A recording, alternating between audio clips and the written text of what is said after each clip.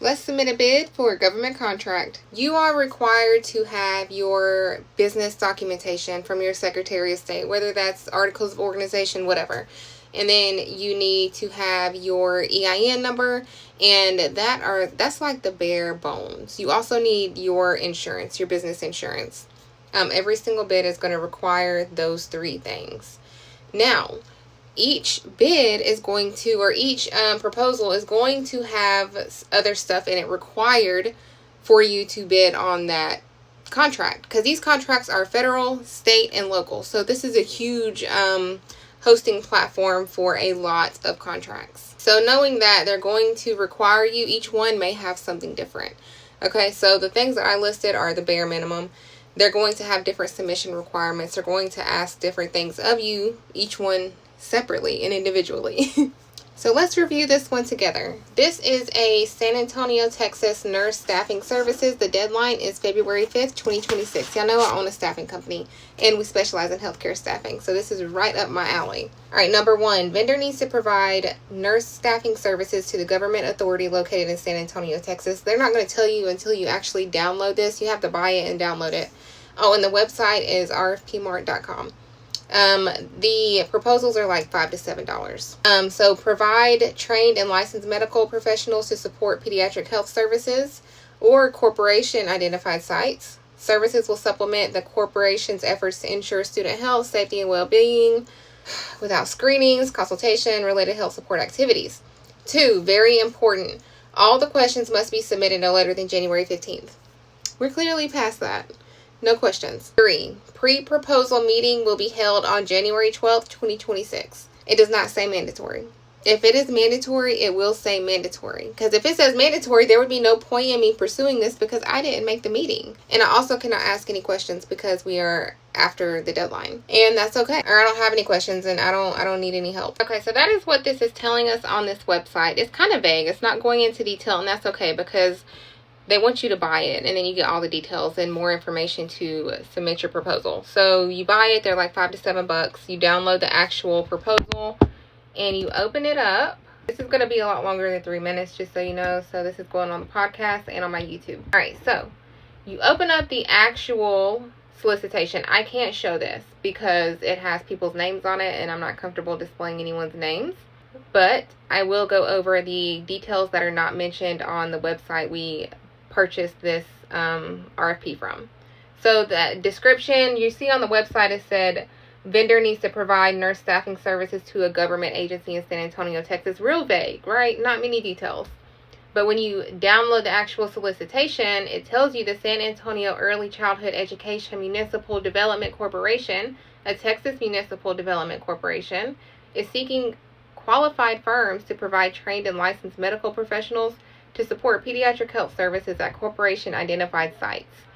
Services will supplement the corporation's efforts to ensure student health, safety, and well-being through direct medical care, screenings, consultation, and related health support activities. So that's much more detailed and descriptive versus what the website we purchased this from was saying. And it makes sense, it makes sense. They shouldn't give out all the information until you actually buy it. So again, we have to submit this February 4th or February 5th, but it goes into the actual time. It has to be submitted by 11 a.m. Central Time. And then it mentions the conference again.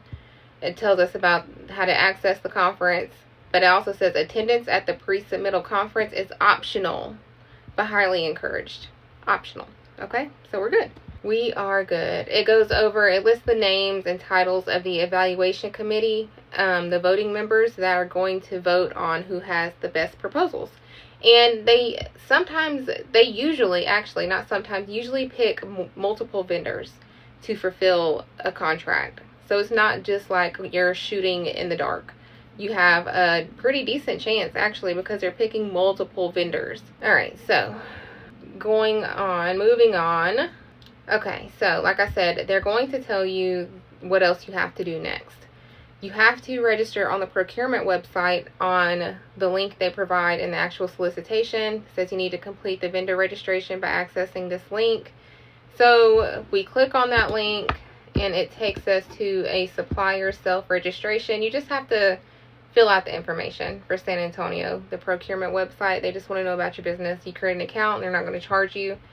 And then you can, once you are registered there, you move on. So what exactly is going to be in the proposal packet? We are going to have always a cover letter, company qualifications and experience. So again, I have experience staffing. Do we specialize in pediatric? No, we specialize in geriatric, so we're at the opposite age spectrum, but they have a lot in common. We're still going for it. I don't care. But we are going to mention that my staff is experienced in both, because they are. I've seen and read their resumes. I know. And then staffing capabilities. So I'm going to go into the details about my staff. How many RNs are on staff? How many LPNs? The allied health team, if I have NPs, if I have PAs, CRNAs, which they definitely don't need. But you just go into detail about what your company offers. And if you have people working with you, whether they're W-2 or 1099, you go into detail about what they do, their job title, and a very brief description about what they do. Because here, for example, they need to know that I am capable of providing staff. All right, recruitment and reliability. So that is going to be the next part of the proposal package. And I'm going to go into my back office systems, essentially, and how I provide coverage, how I schedule, how I ensure continuity of staff, and everything about that. So I'll just go into detail about all of that, and especially my scheduling and certain things that I feel like make my company stand out versus other companies, because there's a million staffing companies, you know, and I do have a few things that make mine stand out. So I'll go into detail about that. And then there's always required forms. So you have to download everything, and you have to sign. Some of them have like W-9. Some of them have quite a few forms that will need your signature on them. So you go through, read them, sign them, and you have to scan everything in and submit. Now with this one in particular, when you complete your vendor profile, a couple of those forms are on the actual website. So you won't get them from the solicitation itself, the one that I was reading from. They're in the website itself, because you'll go in once you create the profile and you'll click on the actual solicitation because it has a long number. That's how you identify it. And then you click on it, you upload your documents, and then you complete the required documents that they have online. All right. So again, briefly, for this one in particular, I'm just going to have a few parts. Cover letter, that's very simple. You just include a cover letter. Do it for every single proposal, okay? You have to have a cover letter. It makes you look professional. It makes you look put together, okay? And put in a bid on anything that you feel like you can handle. Because a lot of times you can subcontract the work out. So if you feel like it's something you could do, or you can manage, or you could find coverage for, or figure it out, put in the fucking bid. Okay, just do it. Just do it. You have to just do it. All right, so quick review. Always include a cover letter, and then you include your company's experience. You have to include your company's experience. Also references. I forgot references. You want to include references. No one can tell you who these references are, who they should be, but include references. People that you have a professional working relationship with. Someone that's going to speak good on you and your business, okay? And ideally you want to have 3. Sometimes they ask for 5, but I always go with 3 just to be sure. So yeah, company letter or cover letter, and then your company's qualifications and experience, and 3 references. And since this is a staffing contract, I'm going into like my staffing capabilities, and again, you're just listing the people that you have working with you and their title and what they handle. And then recruitment and reliability, which is specific to this contract because it is staffing. And again, I just go into my back office, and then the required forms that are in the portal once the account online is created. And because this one, all you have to do is upload it, and you can submit it online. That is so much easier than the ones I want you to mail it in. They want you to mail in multiple copies. They want you to send a USB with a copy on it and nothing else on it. Like, it can be a lot, you know, but it's worth it. And ideally, you should be submitting at least 5 to 10 bids a month. It doesn't have to be perfect. It doesn't have to be perfect. Perfect it later, okay? Just get your name out there, get your business out there, and you have to fucking try. And include your references, pump yourself up. Speak very highly of yourself, very highly of your business, okay? And cater your bid packet to the solicitation, because I do multiple things. So I'm going to be doing proposals for staffing, but I'm also going to go look and see what they have available for taxes. Sometimes they have tax preparation contracts available. And then I'm also going to go look at call center, because I don't know if I told you that. Did I tell you that? I have a contract with Cincinnati, the Housing Authority, Metropolitan Housing Authority in Cincinnati, for debt collection services. Yeah. It's a 12-month contract. But anyways, I do that too. So that I'm also in that space as well. So I'll look at different contracts over there as well for call centers. Maybe we should do one on call centers, because you can start that from literally anywhere. You see where I'm at. You can start it, and you can hire work from home. And if you don't want to hire work from home U.S. Staff, you can hire overseas. The requirements a lot of times for eligibility are onshore, meaning it has to be a U.S. based company, but there's nothing saying you can't contract that work out. The majority of people subcontract their contracts out. This is what it is. Yeah, so this is what we do. This is what we do. You have to try. You have to put in an effort. And I know you can do it. And it really doesn't take much. Once you get the hang of it and you do your first 2 or 3, 1 to 2 hours. And then after you've been doing it for a while, it's not even going to take you an hour to do them. You know, like you're just going to be able to speed through. And then once you start reading them, because I'll read through one on the main website, the RFP Mart, and then I'll purchase it and download it. And then I'll realize, no, this is not for me. You know, like it's not for me. You'll be able to better recognize and like hone in on what is a better fit for you and your business versus what is not. So you're not just out here bidding on any and everything. Because in the beginning, it does take a lot of time. You know, and time is money. So you want to be very intentional with the ones that you're picking to submit a bid on. But you should be doing this, and you should try to do this.